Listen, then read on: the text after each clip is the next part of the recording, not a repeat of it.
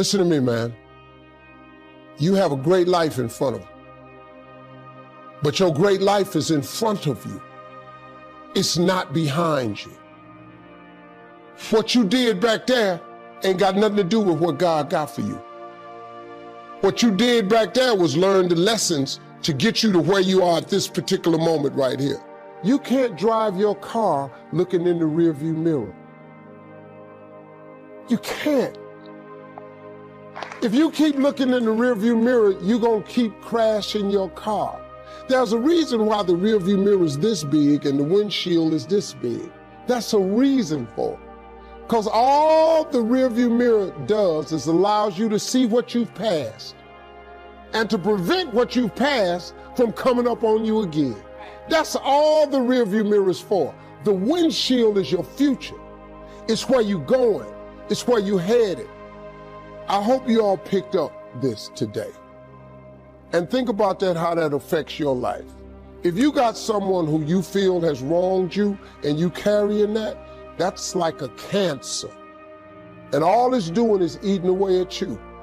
Do you know how many people I've had to forgive that have never asked me for forgiveness? You know how many people I just let go so I could just go where God had for me? Because I just ain't have no more time to spend no more time thinking about that. Let that be a lesson to you. Look, man, if you got something that's been bothering you in your life, get past it. See, if God wakes you up in the morning, it's a sign from God that he ain't through with you yet. That's why he wakes you up. When he's done with you, you won't wake up no more. But as long as he got something for you, he keeps waking you up. Why don't you wake up to go see what that is? He done got you past whatever it was. Whatever it was that's been on you, he done really brought you through it. Because he keeps waking, you're done. Don't lay there wallowing in your past, man. Your past is back there. I would rather show the world what love do through forgiveness than sit up in here and win a damn argument. We, to a great extent, behave, think, react because of some previous experience that we've had. One of the things that we know about life is that it is always changing. Sometimes you're up, sometimes you're down. Sometimes things go real well, and sometimes they don't. Sometimes you're happy, and sometimes you're sad. Now that's that thing called life. And when we begin to understand and know that, accepting that reality that we will never ever have things just on an even keel all the time, that you're going to have some ups and you're going to have some downs. But during those down moments, that's where the growth takes place. That's where the work is. See, anybody can feel good when they have their health, their bills are paid, they have happy relationships, the children are acting normal, business is successful. Anybody could be positive then. Anybody can have a larger vision then. Anybody can have faith under those kinds of circumstances. Am I correct? Yeah. See, but the real challenge of growth, mentally, emotionally, and spiritually, comes when you get knocked down. Somebody said that adversity introduces a man to himself or a woman. How you handle it, that's where the growth takes place. You have to take the hand you've been dealt and make the most of it. Nothing that's happened to you has stopped your destiny. That person that did you wrong, they walked away. It may have been painful, but they didn't ruin your life. They don't have that much power. If they could stop God's plan, they would be bigger than God. Don't let one bad break, one injustice, one difficult season cause you to be sour. Have a chip on your shoulder. When my father went to be with the Lord, I lost my best friend. I had worked with him day in and day out for 17 years. We'd traveled the world together. Suddenly he was gone. I was tempted to think, God, where are you? This isn't fair. Why did this happen? When we go through loss, things we don't understand, That victim mentality will always come knocking at the door. We have to make the choice. Are we going to live bitter, discouraged, thinking we're a victim of our circumstances? We're a victim of the loss, a victim of this unfair boss, a victim of this pandemic? Or are we going to believe that God is in control, that He's ordering our steps, that His plans for us are for good? Instead of having a victim mentality, switch over to a victor mentality.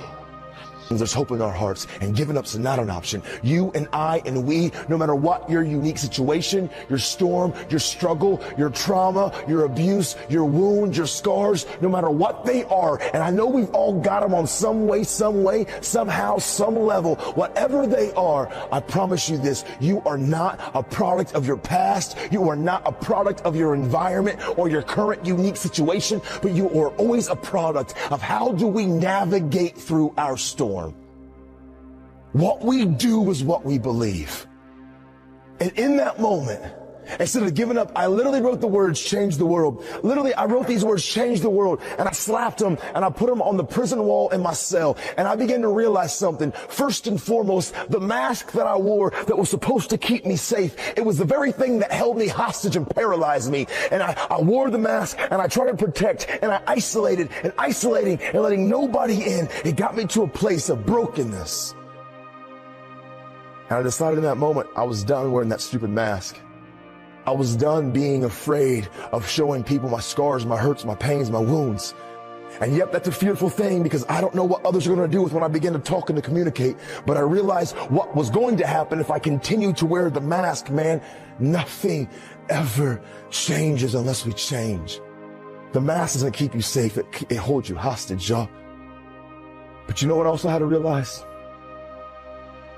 I was allowing things that I couldn't control to control me.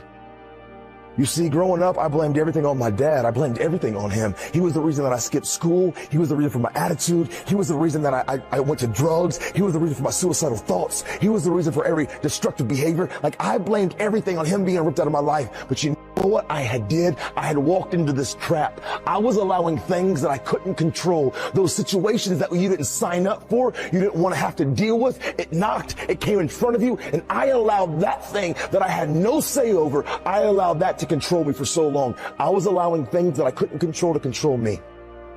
And I had to realize I had to take control of what I can only control. I can't control what you think, what you say, or how you treat me. I can't always control the situations, the struggles, the adversities, the abuses, the hurts, the pains that others have caused me, but I can always control how I react, how I respond, and what I do. I had to take control of me, control what you can control. And truthfully, the first thing that I had to do, which was the most difficult thing that I had to do, I had to realize the anger, the rage, the hurt, the frustration, the pain that I had towards my dad, I had to let it go. And I was scared to let it go because I had so much identity tied up in my wounds. But I had to learn I am more than my struggle. I am more than my wound. I have to let it go. Letting it go and forgiving him didn't justify it, didn't make it right for him. But if a family could forgive me for taking the life of their daughter, how could I continue to understand this, that the anger, the frustration, the madness, the pain that I had towards my dad, it was only poisoning me. And I had to let some things go. And that's a challenge. Because for so long, that pain, that wound, it really became like a safety net for me. Because it was my go-to. It was my reason for all of my struggles. And if I let it go, then I had to begin to face some of my other hurts and my pains. And that's intimidating and it's scary. But the truth is, when we hold on to these things, it's not poisoning the people who did it to us. It's only holding you hostage. And so, I let it go. It didn't justify it. It doesn't make it okay. It doesn't mean that me and my dad became best of buddies. But it allowed me to begin to continue to pursue purpose. And we all got a purpose. Every one of you in this room, you were born to leave your fingerprints on history. Every one of you in this room were born to not just exist, but to experience life. But until you let go of some of the things that you've allowed to define you for so long, you know why?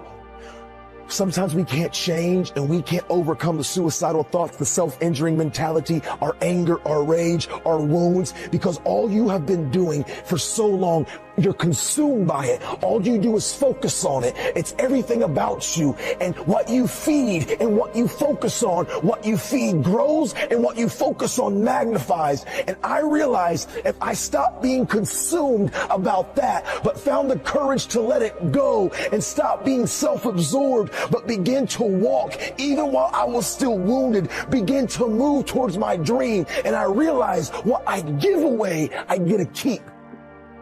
And I started looking to my friends, my peers, my community of other people with storms and struggles. And I began to recognize what gave me real worth, real passion. What helped me really overcome is this: giving. What you give away, you get to keep. When I started having empathy towards my friends, being of somebody that would listen, getting involved in other people's situations and helping them. Why does that help me? Because it took my eyes off my struggle and it put my eyes on beginning to help others. And when I helped others, it gave me real self-worth, real self-value. That bad break is not how your story ends. The loss, the sickness, the injustice is not going to limit the rest of your life. God said in Isaiah, He will pay you back double for the unfair things that have happened. If you're going to see the double, you have to know that God is going to make it up to you. It may be unfair, but God is a just God. He saw what happened. He knows who hurt you, what you lost, what you're struggling with. He's not going to just bring you out. He's going to bring you out better. Get rid of that victim mentality. Quit dwelling on who hurt you, what you lost. You're not a victim. God always causes you to triumph. That bad break wasn't fair. You didn't like it, but what you can't see is it set you up for double. That boss that overlooked you, you didn't get the credit. You could feel like a victim. No, get ready. God's going to make it up to you. That set you up for promotion, increase, favor that you wouldn't have seen if that had not have happened. And here's the key. Nobody can make you be a victim. They can do things that are not fair. You can go through things you don't like, you don't understand, but none of that can force you to have a victim mentality. You have to give permission to become a victim. You have to make that choice. I'm at a disadvantage. This bad break has stopped my future. I'm asking you to not give permission. Victory starts in your thinking. As long as you feel like a victim, it's going to limit your destiny. You won't pray bold prayers. You won't believe for big dreams. You won't expect God's favor. No matter what's happened in your past, no matter how many generations there's been dysfunction, abuse, lack, struggle, you're the generation that's going to set a new standard. You're the one that's going to see this shift in your thinking. We're not slaves. We're not victims, limited, at a disadvantage. We are children of the Most High God. No more forever the victim. No more, I always get bad breaks. It's just my luck. No more, my family has always struggled. It's just who we are. God is doing a new thing. Now do your part and put on those new clothes, so to speak. See yourself differently. Have a new perspective. You're not a victim of your past, a victim of who went before you, a victim of what didn't work out. You are a victor. God is about to release freedom, wholeness, abundance, favor like you've never seen. You've been raised up for such a time as this, to make a difference, to take your family to a new level.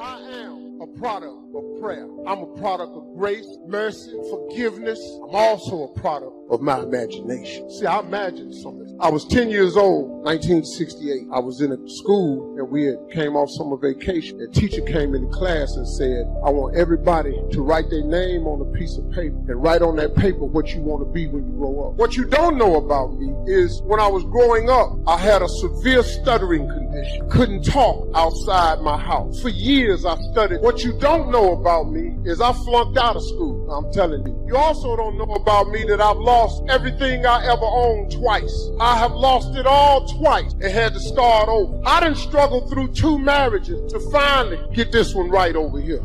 I'm just telling you about me. You may not know, I lived in a car for 3 years. I washed up behind bushes, man. Steve Harvey. So when I wrote on a piece of paper, I want to be on TV, teacher had everybody stand up in the class, and she read their name and what they wanted to be. She saved me for last. She called me to the front. I'm thinking, okay, this is it. I've been in school 6 years. I ain't never got a gold star. This is it. I'm finna get a gold star. This the moment I've been waiting on. 6 years, I ain't never had an A. I ain't never had a star. Nothing. I'm finna go up here and get this star. So I headed up to the front. I can't even tell you how wrong I was. That lady didn't call me up there to give me no gold star. She called me up there to humiliate me, to embarrass me. First of all, she knew I stuttered severely. Why would you call me to the front of the class and you know I can't talk? She brought me up there, boy, and she lit in on me. Why would you write something like this on a piece of paper? Who in this school ever been on TV? Who in this neighborhood ever been on TV? Who in your family that ever been on TV? And look at you standing there. You can't even talk. How they gonna put somebody like you on TV? So every Christmas, I send her a flat screen TV because I don't want her to miss me. I want her to see that little country boy out of Welch, West Virginia, the one that had a stuttering problem, the one that flunked out of school. Yeah, I was telling you, you got to learn how to fail and win anyhow. I wanted her to see that little boy that lived in a car for 3 years, the one who been through all them divorces, lost everything else. I wanted her to see me. I wasn't bragging to her, but I wanted her to see what God had done for me. In spite of everything she said about me, you ain't gonna ever be nothing. You ain't in my imagination. You can't tell me nothing. See, I did not know then what I know now, that imagination is everything. It's the preview to life's coming attraction. See, now here go the kicker. So you can tie it in if you one of them real churchy folk and you got to have everything put to a scripture. That imagination is the second half of that scripture. Faith is the substance of things hoped for and the evidence of things not seen. Your imagination is the evidence of things not seen. Because in your imagination, can't nobody see it but you. Now, if you in here and you think you too old to hear what I'm saying to you, my best example is Kentucky Fried Chicken. I don't know if you noticed the picture of the man on the bucket, but he old. He ain't 30 years old. Colonel old. Colonel had been telling people his whole life, I got the best chicken in the world. Ain't nobody believe him. Kentucky Fried Chicken sell more chicken than anybody in the world. So if you're sitting in here thinking you're too old, I'd rather be rich and hit it in my 60s than to die poor and never have hit it at all. Now, last thing, and I'm out your way. Imagination is everything. It's the preview. Let me ask you a question. When you go to the movie and you get there real early and you get your popcorn and you sit down, before the movie starts, what do they show? A preview of a coming attraction. Have you ever seen a preview and the movie ain't come out? Oh, the movie coming out. Whether you go or not, the movie coming out. Whether you like the trailer or not, that movie do $100 million at the box office. You might not like the actor. That actor get an Oscar for that movie. The moral of the story, the next time your Heavenly Father shows you a preview, go to the movie. You're probably starring in it. I bet you'll like it when you get down there. It's going to happen quickly. We all have things that we're believing for. We've been patiently waiting, thanking God, praying, but we don't see anything improving. It's easy to get discouraged and accept that it's going to be this way a long time. We just have to endure it. But God said in Isaiah 60, I am the Lord. When the time comes, I will do it quickly. God has ordained certain moments in your life where He's going to do a quick work. It's going to happen much faster than you thought. You may not see anything changing. It doesn't look like you're any closer to what you were believing for than you were last year. But when you come into your time, God is going to do it quickly. It's not going to be a long, drawn-out process. You're going to see a rapid turnaround, a sudden breakthrough, a speedy recovery. It may look like it's going to take a long time for you to get well, to break the addiction, to meet the right person.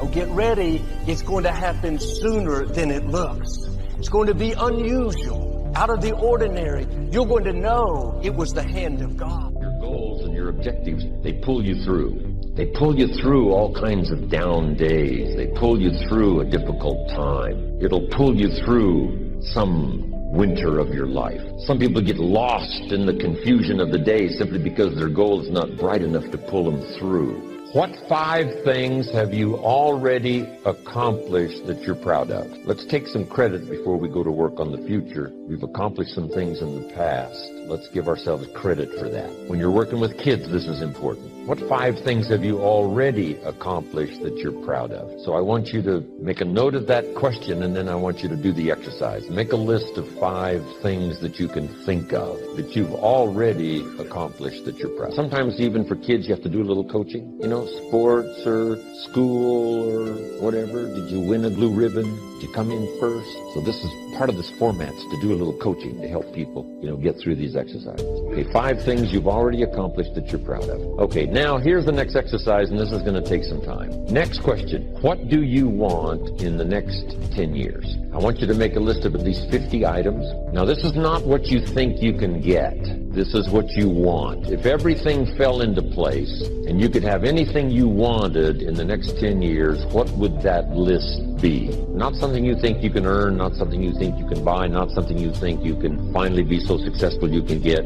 This is what would really do it for you the next 10 years. I want you to make this list. And here's the deal now. I want you to put each item one under the other. Not side by side, but one under the other. And make as long a list as you possibly can in the time I'm going to give you. One underneath the other, because we're going to do some things with this list when you finish. Just start writing now as fast as you can. Abbreviate where you can. Make a longer list. If something's private, put it in code so nobody could figure it out. They got a hold of this list. One underneath the other. As fast as you can write. Just let your dreams run free here. Not what you think you can get, but what you want. If everything fell into place and you could have whatever you wanted the next 10 years, what would that be? Little things, major things, insignificant things, doesn't matter. Just make the list. Places you want to visit. What experiences would you like to have in the next 10 years? Parachute out of an airplane, star in a movie, play in a rock and roll band, win a gold medal in the Olympics,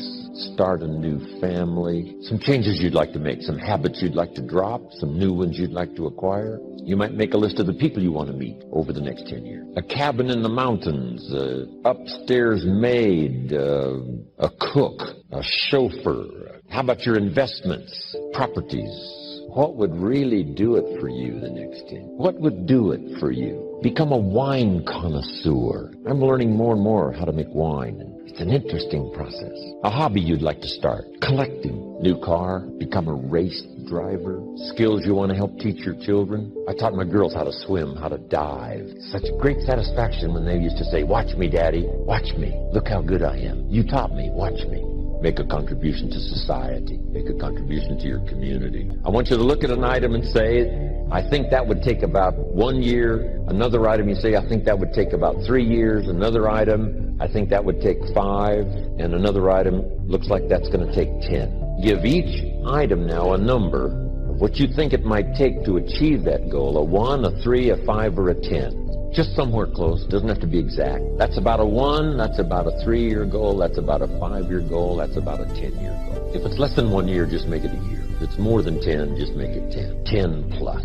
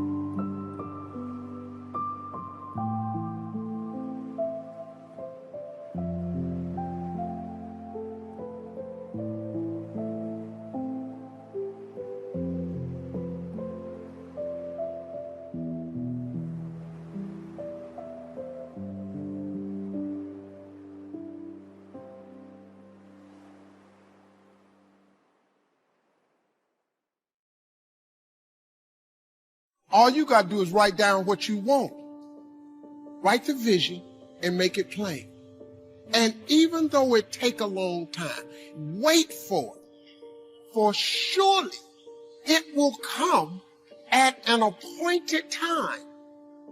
What you're believing for, the dreams you've been praying about, they're already en route. The promotion is coming. The right people are coming. God didn't bring you this far to leave you.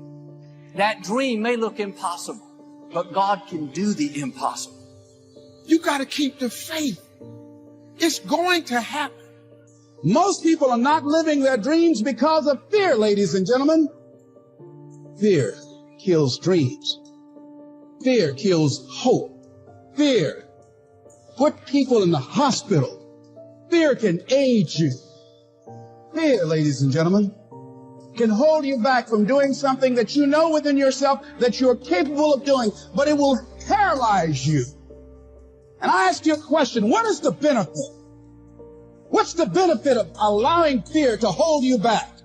What's the benefit of giving up on yourself, of not stepping out on life and taking life on? What is the benefit for you? What's the plus in that? You got to ask yourself, how long am I going to allow this to hold me back? I have learned that every blessing doesn't come this day. Every friend is not going to be a lifelong friend.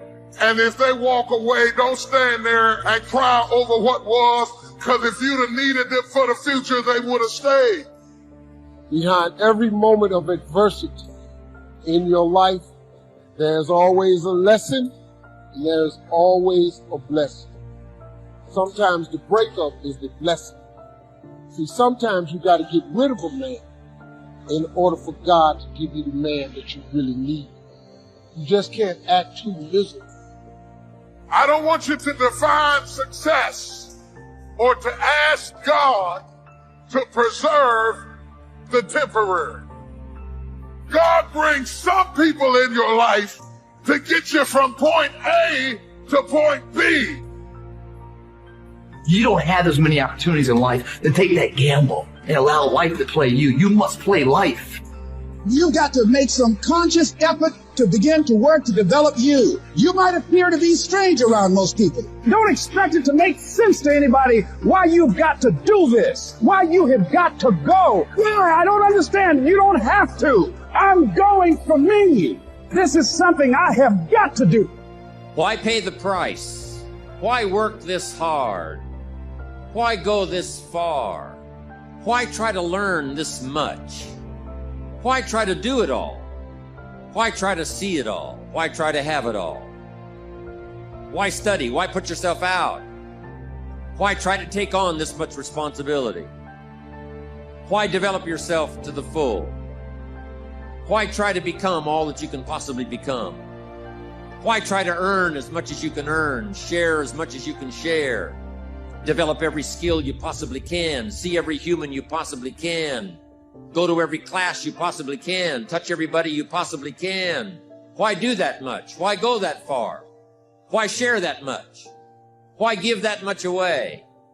Why try to see everything? Why try to do everything? Why try to become everything? That's a good question, why? And you're the only one personally that can answer that question for yourself. You've got to have your own list of whys. Work on your list of whys. One of the big thrusts for success is to come up with a strong enough why. In leadership training, here's what we learn. If the why is powerful, the how is easy. But if the why isn't strong, if your goals aren't powerful, if the vision isn't clear, without a vision we perish, without a dream we're nothing. Now, will it be turbulent? Yes. Will it be easy? No. Will you have some opposition? Yes. Will I make a lot of mistakes? Yes. Will I get hurt? Yes. But guess what? There's no gain without pain. How do you stand the race, Les, when you lost your money, lost your car, had no place to stay, sleeping in people's houses, on their floor, on their couch? How do you handle the times when you were borrowing money and couldn't pay it back? You felt humiliated. When people you love who didn't believe in you tell you you ain't nothing. How do you keep on coming back again and again? Or you've lost your business, or lost your job, or lost your home, and you've been completely devastated. How do you come back? Oh, let me tell you, it's possible. The greatest achievement of somebody comes right after their worst defeat. When they've hit rock bottom, hit the bottom of the barrel, they got nothing left. Everyone's given up on them. They're dead broken on their back. They're just now left with the intestinal fortitude, the pride within. Do I want to stay on the bottom of this barrel, or do I climb the f*** out of this hole? It's at that point when everything's lost that everything can be gained. You've got to remind yourself, I know I got what it takes to do this. And it's necessary that you go at it with everything in you, pulling deep down within, challenging yourself. From the movie The Professionals, it said, we joined because we believed. We stayed because we were committed. We left because we were disillusioned. But we came back because we were lost. Without a dream, we are nothing. I'm asking you to sit down with your family and develop a dream strategy. I'm asking you to make a list of what you want. What kind of health do you want? What kind of skills do you want? What kind of income do you want? What kind of gifts do you wish to bestow? What kind of power would you like to have? What kind of influence would you like to have? I'm asking you to go home and work on the why. I'm asking you to have a vision. Now, here's number 2. Here's another good answer to why. It's the second question. Why not? Why not see how much you can earn? Why not see how much you can learn? Why not see how many skills you can develop? Why not see what kind of person you can become? Why not see what kind of influence you can have? Why not see how many people you can rescue from oblivion? I want you to establish some of your goals. I want you to give thoughtful consideration to your goals. And why not? If a farm boy can wander out of Idaho and finally arrive at this extravaganza, why not you? If we've got good health for many, why not the rest? If it's happened for you, why not others? And why not you? I want you to take that personal. Why not? Why not? You've got to stay here till you go. I mean, what else are you going to do? Why not see how much you can do, how far you can go? Now, here's number 3. Why not you? I wish I could say that to each of you individually, but it would take a couple of lifetimes to sit down and talk with each of you individually. But I would rather do that. I'd rather sit down and talk with you and your family with a fire burning in the living room than to be standing on this platform. That's my true desire. I'd love to talk to you and your children face to face. That's what I'd really like to do. I'd love to spend a couple of days with each of you personally, pour out my heart, my soul, what's going on in my head, what's going on with me, see if we couldn't connect and find something valuable. But time doesn't permit for us to have those intimate conversations and get to know each other that well. So I've got to do it from up here. But I want you to take it personal. And my personal question to you is, why not you? You've got the brains. You can make decisions. You can study the plan. You can change your life. You can grow immensely in the next few years. You can make your dreams come true. You can build a financial wall around your family nothing can get through. You can become healthy. You can become powerful. Why not you? And I'm here to say that I'm ready to pledge my support to make your personal dreams come true. I asked the question, why not you? But I'm not going to ask it and just walk away. I'm going to ask it and walk with you. And now here's my last question. My very last question on the questions to ponder is, why not now? There never was a better time. And what a time now for us to take this dream and not let it die. Take this dream and give it life. Take this dream and breathe into it your own personal spirit until finally it becomes a flame that burns around the whole world. Let's go do it now. It's not what happens that determines the major part of your future. It's not what happens. What happens, happens to us all. The key is what you do about it. It's not what happens, it's what you do about it. He said, if you will start that process of change, do something different the next 90 days than you did the last 90 days, like picking up the bookstore. Do something different, like the new health disciplines, relationship with your family, whatever it is, doesn't matter how small it is. You'll start doing different things with the same circumstances. We cannot change the circumstances. We can change ourselves. We can change what we do. Then he gave me another secret to success when he said, what you have at the moment, Mr. Rohn, you've attracted by the person you've become. What you have at the moment, you've attracted by the person you've become. A few little simple principles here. Once you understand these, it starts to explain so much. Sometimes it's a little tough to take, blaming yourself instead of the marketplace, taking responsibility instead of putting it off on someone else. That transition sometimes is a challenging mission. And this one was a little tough for me. He said, Mr. Rohn, you've got pennies in your pocket, you've got nothing in the bank, the creditors are calling, you're behind on your promises. He says, here's how that occurs. You've attracted, up until now, you've attracted the things to you because of the person you've become. Now I said, well, how can I change all that? He said, very simple. If you will change, everything will change for you. You don't have to change what's outside. All you've got to change is what's inside. To have more, you simply have to become more. And then he said, don't wish it was easier. Wish you were better. Don't wish for less problems. Wish for more skills. Start working on yourself, making these personal changes. And he said, it'll all change for you. I got a telephone call 5 years ago. The company said, we're ready to expand internationally. We need some help. I was sort of semi-retired, looking for the next exotic beach. I said, no, Mr. Rohn, we've got a project for you. We're going to expand internationally. We could use your help. Next little while, we'll add some millions to your fortune, make it worth your while. I said, okay. I thought later, isn't that interesting that they called me? My second thought was, of course they'd call me. Who else would they call? I mean, I could get the job done. Now, how come I got a telephone call worth millions? I had become valuable. Now, I'm a farm boy from Idaho. I was raised in obscurity. 1 year of college, and I thought I was thoroughly educated. Made all kinds of mistakes galore. At age 25, the creditors are calling me saying, hey, you told us the check was in the mail. I got pennies in my pocket. I got nothing in the bank. I'm behind on my promises. How come I get a telephone call 5 years ago and it's worth millions? I changed. I turned my life around. Is it possible to become worth millions? Speaking economically, now there's a lot of values to become, but let's just talk economics. Is it possible to become that valuable? And the answer is, of course. Of course. Now let me give you the secret. Show said, here's the secret, Mr. Rohn. Learn to work harder on yourself than you do on your job. Once I got that, it turned my life around. Learn to work harder on yourself than you do on your job. He said, if you work hard on your job, you'll make a living. If you work hard on yourself, you can make a fortune.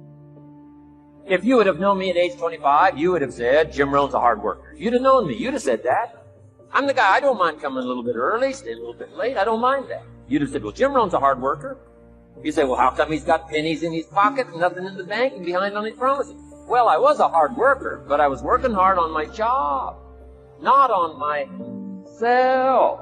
I'm telling you, if you'll learn that simple little principle and start the process today, latest tomorrow, I'll give you tonight's sleep it over, and start this whole process of personal development, work on yourself, make yourself more valuable to the marketplace. I'm telling you, you can so dynamically change your income.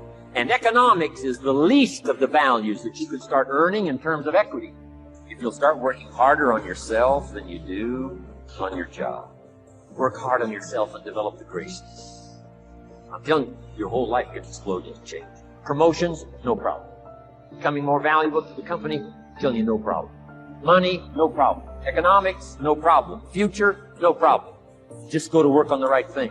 Not get things out there to change. Don't try to change the seed. Don't change the soil. Don't change the sunshine. Don't change the rain. Don't change the mix of seasons. Let the miracle of everything that's available work for you. And start working on the inside. Work on your philosophy. Work on your attitude. Work on your personality. Work on your language. Work on the gift of communication. Work on all of your abilities. And if you'll start making those personal changes, I'm telling you, everything will change.